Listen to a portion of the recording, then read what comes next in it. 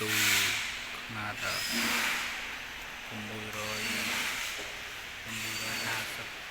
នៅ630ចានេះយើងដាក់ស្ពាន់មេវា630កូនវាមកគឺ160ហើយ160នួន2គ្រាប់មកបាន100មើលការតម្លៃ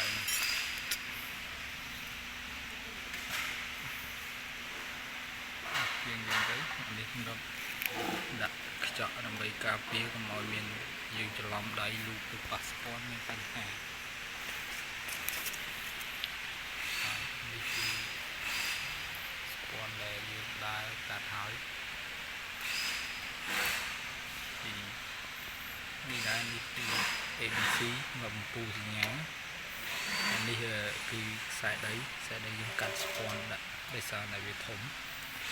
អានេះយើងកាត់ស្ពាន់ដាក់ដែរ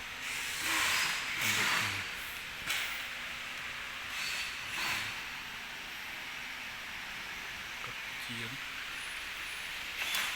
ទូ